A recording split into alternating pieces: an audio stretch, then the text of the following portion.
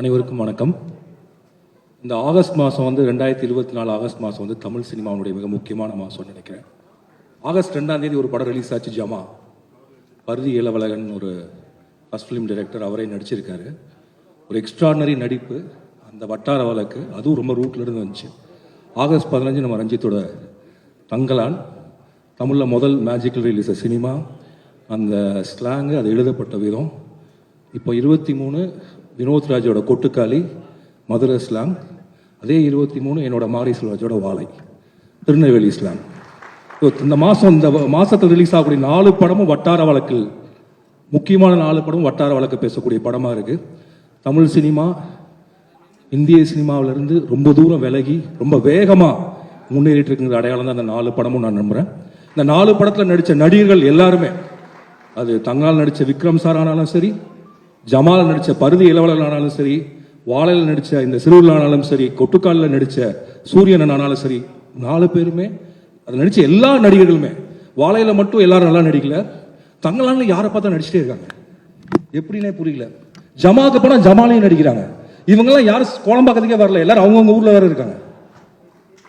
So இது வந்து ஒரு மேஜிக்கல் மூமெண்ட் ஆஃப் தமிழ் சினிமானே சொல்லலாம் இந்த ஆகஸ்ட் மாதத்தை.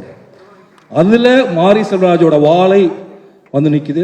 அதை பாராட்டுவதற்கு கிட்டத்தட்ட இந்த வாழை மாநாடு மாதிரி இருந்துச்சு எனக்கு. ஒரு மொத்த இயக்குநர்களும் வந்து நிற்பதுங்கிறது மிக மகிழ்ச்சி.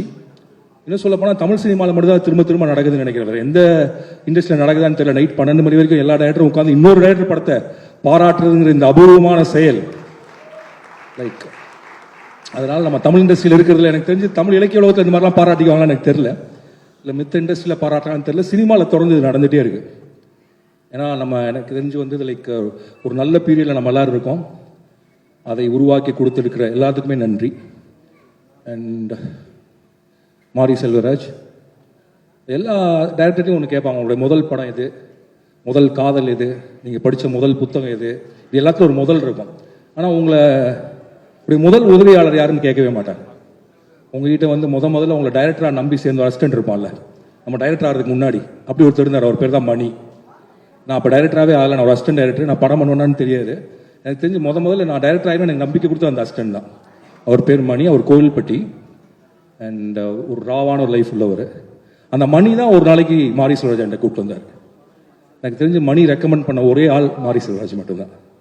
அண்ட் ஒரு நாள் கொண்டு வந்தார். கட்டடத்தமிழ் ஆஃபீஸு, ஒரு மஞ்சள் கலர் லைட்டு, கசகசான ஒரு இருட்டு, இவனும் பயங்கரமாக இருப்பான். அண்ட் சொன்னால் இது அப்போ நான் வந்து ஒரு டைரக்டர் தான், நம்ம கையில் எதுவுமே இல்லை, இவரை வேலைக்கு சேர்த்துக்கணுங்கிறான். நம்மளே முதல் படம் பண்ணிகிட்டு இருக்கோம். இல்லை நீங்கள் சேர்த்து தான் ஆகணும் அப்படின்னு சொன்னான். அப்படி தான் மாரி செல்வராஜ் வந்து என் வாழ்க்கையில் வந்தான். அப்படி மாரி செல்வராஜை எனக்கு அறிமுகப்படுத்திய, மாரி செல்வராஜை சினிமாவிற்குள் கொண்டு வந்த அந்த மணிக்கு ரொம்ப நன்றி. அண்ட் அதுக்கப்புறம் கட்டட தமிழில் நடித்தான். ஆஃபீஸ் பாயாக வந்து அசிஸ்டன்ட் டைரக்டர் ஆகி நடிகனாகவும் ஆகிட்டான். கட்டட தமிழ்ங்கிற காட்டார் என் கூட இருந்து எல்லாத்தையும் அடிச்சுட்டு போயிடுச்சு. மிச்சம் இருந்தது மாரி செல்வராஜ் மட்டும்தான். ஏன்னா 2007 அந்த படம் அக்டோபர் 5ஆம் தேதி வந்தப்ப அந்த படத்தை நினைவில் வச்சுக்கிறது யாருமே தயாராக இல்லை. கூட வேலை பார்த்தாங்க எல்லாரும் போயிட்டாங்க. போகிறதுக்கு வழி இல்லாமல் இருந்தானான்னு தெரியல, ஆனால் இருந்துட்டாங்க. ஸோ அப்போ இருந்து இப்போ வரைக்கும் கூட இருந்துகிட்டே இருக்கான். என்ன படம் பண்ணாலும் அவன் அசிஸ்டன்ட் தான். நான் இப்போ கூப்பிட்டாலும் வந்து வேலை செஞ்சு தான் ஆகணும் அவன். அண்ட் கட்டட தமிழ்லேருந்து தங்க மீன்கள் வந்து 6 வருஷம். நம்ம எல்லா படமும் 6 வருஷம் 5 வருஷம் கேப் தான். அண்ட் 2013 இதுக்கு நடுவில் என்ன ஆச்சுன்னா, என்ன பண்ணுறதுனே தெரியல. டெய்லி என்ன பண்ணுறது, ஆஃபீஸில் உட்காந்துட்டு. அப்போ வந்து இந்த பிளாக் ஸ்பாட்லாம் ஸ்டார்ட் ஆகுது. அப்போ காட்சின்னு ஒரு பிளாக் ஸ்பாட் பண்ணோம். அதில் எல்லாத்தையும் எழுதலாம் அப்படின்னு முடிவு பண்ணோம். அப்போ எங்கூட இருந்த நிறைய ராஜுகள் எழுதினாங்க. மாரி செல்வராஜ், சாம்ராஜ், கணேஷ்ராஜ், பல ராஜுகள் எழுதினாங்க. இந்த இப்போ கொடைமடம் நாவல் எழுதியிருக்க சாம்ராஜ் காட்சிகள் எழுத தொடங்கினார். அற்றவைகள் நிரம்பியல்ங்கிற நாவல் எழுதின யமுனா அதில் தான் முதல்ல அவங்கள தொடங்கினாங்க. நம்ம திரு மணியரசனுடைய மனைவி லட்சுமி அம்மாவோட பயோகிராஃபி அதில் தான் தொடங்கணும். மாரி செல்வராஜ் அதில் தான் எழுதி பழக ஆரம்பித்தான். அப்படி எழுதி பழகினால கிடைச்சது தான் திவ்யா. காட்சியில் படித்த ஏதோ ஒரு கதையை பார்த்து, அப்படிதானே இல்லையா, அப்படிதான் என்கிட்ட சொன்னால், அது உண்மையானு தெரில. அந்த கதையை பார்த்து எனக்கு தெரியாமல் என் ஆஃபீஸில் என் இன்டர்நெட்டில் சேட் பண்ணி தொடங்கின காதல் தான் மாரி செல்வராஜ் திவ்யா காதல். அண்ட் திவ்யா மாரி செல்வராஜனுடைய வாழ்க்கையில் மிக முக்கியமான ஒன்று நான் நினைக்கிறேன். திவ்யா இல்லாமல் இன்னொருவர் இருந்திருந்தா மாரி செல்வராஜ் இவ்வளவு உயரத்துக்கு வந்திருக்க முடியாது. ரொம்ப நன்றி திவ்யா. மாரி செல்வராஜை ஒரு மனைவியாக இருந்து பார்க்காமல் மாரி செல்வராஜை எழுத்தாளராகவும் இயக்குனராகவும் பார்த்து அதற்கு பிறகு கணவனாக பார்க்கிற உன் மனதிற்கு என்னுடைய நன்றிகள். அண்ட் ஸோ அப்படி காட்சி மூலியமா திவ்யா, அதோட முக்கியம் திவ்யாவோட அம்மாவை நான் பாராட்டணும். ஏன்னா மாரி செல்வராஜ் திவ்யாவை காதலிச்சப்ப மாரி செல்வராஜுக்கு எந்த அறிமுகமும் கிடையாது. ஆனால் அவங்க அம்மா நம்பினாங்க. அவங்களுடைய காதலை அவங்க வீடு அவன் டைரக்டர் அதுக்கு முன்னாடியே ஒத்துக்குச்சு. கூட இருந்த சொர்ணா நம்பினா அந்த குடும்பமே அவன் பின்னாடி நின்றுச்சு. இதற்கெல்லாம் பின்னாடி இன்னொருத்தங்க இருக்காங்க. திருநெல்வேலியில் ஸ்ரீவைகுண்டத்துலேருந்து கொஞ்சம் தள்ளி என் சொந்த ஊர்லேருந்து இந்த பக்கம் ஆத்துக்கு இந்த பக்கத்தில் இருக்கக்கூடிய மாரி செல்வராஜோடைய அண்ணன்கள். அவனை அடிச்சு வளர்த்த பெரிய அண்ணன். ஆக்சுவலாக இன்னும் அதெல்லாம் பயோகிராஃபியில் வரல. அவன் பெரிய அண்ணன் தான் இவனை புத்தகம் படிக்க வச்சான். அவன் பெரிய அண்ணன் தான் அவனுக்கு ஆனந்தவிடன் வாங்கி கொடுத்தான். அதே ஆனந்தவிடன் தான் பின்னாடி அவன் தொடர் எழுத போறான். அப்போ யாருக்குமே தெரியாது. அப்புறம் இந்த படத்தில் டீச்சராக நடிச்சிருக்க 2வது அண்ணன், அப்புறம் அவனை எப்போதும் நேசிக்கிறவன் அக்கா, அப்புறம் அவங்க பின்னாடியே இப்போ பயங்கரமா நிற்கிறவங்க ஊர். இப்படி ஒருத்தவங்களும் மாரி செல்வராஜனுடைய இந்த இடத்துக்கு முக்கியமாக காரணமாக இருக்காங்க. அதெல்லாம் ஒன்று முக்கியமாக நான் என்ன நினைக்கிறேன், அந்த படத்தில் எல்லாரும் இந்த டீச்சர் மீது அந்த ஒரு விடலை பையனுக்கு வந்த அந்த ஒரு பெரும் அன்பை பிரியத்தை திரும்ப சொல்லிட்டே இருந்தாங்க. அரசு பள்ளிகளில் அப்படிப்பட்ட ஆசிரியர்கள் இருப்பதனால தான் மாரி செல்வராஜால் வர முடிகிறது. அன்னைக்கு அந்த டீச்சர் அவனை போய் ஒரு கம்ப்ளைண்ட் கொடுத்திருந்தாலோ, அவனை வந்து தவறுதலா புரிஞ்சிருந்தாலோ அதோட அந்த வாழ்க்கை நின்றுருக்கும். அண்ட் ஸோ அந்த அரசு பள்ளி ஆசிரியர்கள் அங்கே இருக்கக்கூடிய டெமோக்ரஸி எனக்கு புரியவே இல்லை. எனக்கு இன்னைக்கு கூட ஒரு ஸ்கூலில் போய் அது பெரிய பிரச்சனை ஆயிரும்னு நினைக்கிறேன். அப்போ எவ்வளோ, ஏன்னா எல்லார் வாழ்க்கையிலும் ஒரு ஆசிரியரும் இருந்துகிட்டே இருக்காங்க. ஸோ மாரி செல்வராஜனுடைய வாழ்க்கையில் அந்த ஆசிரியின் மீது அப்படி சொல்லக்கூடாது நினைக்கிறேன். அந்த கதாபாத்திரத்தினுடைய வாழ்க்கையில் அந்த ஆசிரியின் மீது பிரியம் வரலைன்னா ஒருவேளை அந்த லாரிக்கு கீழே இறந்து போன அந்த 19 பேருக்கு மாரி செல்வராஜ் இருந்திருக்கலாம். ஒரு ஆசிரியை ஒரு மாணவன் மீது கொண்ட அக்கறை, ஒரு அரசு பள்ளி ஒரு நடனத்திற்கும் கலை நிகழ்ச்சிகளுக்கும் கொடுக்கக்கூடிய ஒரு அக்கறை, ஒரு படிப்பு கொடுக்கக்கூடிய அக்கறை, ஒரு படிக்கக்கூடிய மாணவனை அவனை வந்து போற்றணும்னு நினைக்கிறது.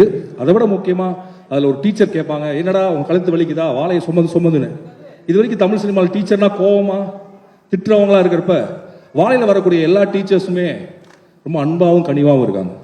அது குறிப்பாக அந்த டீச்சர் பேசினது வந்து ஒரு டீச்சர் வந்து தன்னுடைய மாணவர்களை வாழை சுமக்க வைக்கிறாங்களே அவங்களுடைய கவலை இருக்குல்ல. ஸோ ஏதோ ஒரு விதத்தில் பள்ளிக்கூடமும் அரசு பள்ளிக்கூடம் வந்து இப்படிப்பட்ட நிறைய மாணவர்கள் பின்னாடி நின்றுருக்குங்கிறது இந்த படம் சொல்லுது. ஸோ காட்சியில் எழுதியாச்சு, இதாகிடுச்சு. இப்போ அதை வந்து கிட்டத்தட்ட ஒரு 20 கதை கிட்ட எழுதிட்டான்னு நினைக்கிறேன்ல. 20 கதை எழுதிட்டான். அவனுடைய மிகப்பெரிய வாசகராக வண்ணதாசன் மாறிட்டார். அப்போ வந்து இதை புத்தகமாக போடலாம் அப்படின்னு அப்போ நான் திருவண்ணாமலையில் இருக்கக்கூடிய பவாசலத்துறை சைலஜாக்கா அப்படி கேட்டப்போ அவங்க வம்சியில் வந்து தாமிரபரணியில் கொல்லப்படாதவர்கள்ங்கிற அந்த முதல் தொகுப்பு வருது. அண்ட் அதுக்கப்புறம் குறிப்பாக நான் ஒருத்தர் நன்றி சொல்லணும், ரா கண்ணன் ஆனந்தவனோட எடிட்டராக இருந்தார். அப்போ 2006 நினைக்கிறேன். நான் அப்போ போயிட்டு நான் சொல்கிறேன், இந்த மாதிரி வட்டியும் முதல்ல முடிய போகுது, ராஜமுருகனோட வட்டியும் முதல்ல முடிய போகுது, மாரி செல்வராஜுக்கு ஒரு தொடர் கொடுங்க, அவன் வாழ்க்கையில் சொல்வதற்கான ஒரு கதைகள் இருக்குது அப்படிங்கிறப்போ ஒரு 15 நிமிஷம் தான் டைம் எடுத்தார், எழுதட்டும்னு சொல்லிட்டு. அன்னைக்கு கண்ணன் எடுத்த முடிவும் அதற்கு ஆனந்தவிடன் கொடுத்த உற்சாகமும் அந்த மறக்கவே நினைக்கிறேன் ஆனந்தவிடனில் கொண்டு வந்து எந்த அண்ணன் படுறான்னு அடித்து ஆனந்தவிடன் வாங்கி கொடுத்தானோ அதே ஆனந்தவிடனில் மாரி செல்வராஜ் மறக்கவே நினைக்கிறேன் எழுத தொடங்கினா. அதில் எழுதிய பல விஷயங்கள் இந்த கதைக்குள்ள இருக்கு. அந்த பசியோட ஒரு நாள் முழுக்க அலைந்த அந்த சிறுவன் அந்த கதைகளிலிருந்து தான் வர்றான். ஸோ இந்த இப்படி உருவான இந்த கதையை இவன் கிட்டத்தட்ட எழுதின முதல் ஸ்கிரிப்ட் இது நான் நினைக்கிறேன். வாழை நான் பண்ண வேண்டாம்னு சொன்னேன். முதல் படமாக இதை பண்ணியிருந்தானா எனக்கு கட்டுரை தமிழ் எடுத்து என்ன ஆச்சோ அதே தான் அவனுக்கு அது ஆயிடுச்சு. ஸோ நான் மாரி செல்வராஜ் வந்து எப்படி ஜெயிக்கும்னு நினச்சேன்னா, வணிக ரீதியாக பெரும் பெரும் கதாநாயகர்களை உருவாக்கி ஒரு தயாரிப்பு நிறுவனத்தை உருவாக்கி அப்படி ஜெயிக்கணும்னு நினைச்சா அது இன்னைக்கு நடந்திருக்குன்னு நம்புறேன். செய்திகளை உடனுக்குடனும் துல்லியமாகவும் தெரிந்து கொள்ள சப்ஸ்கிரைப் பண்ணுங்க.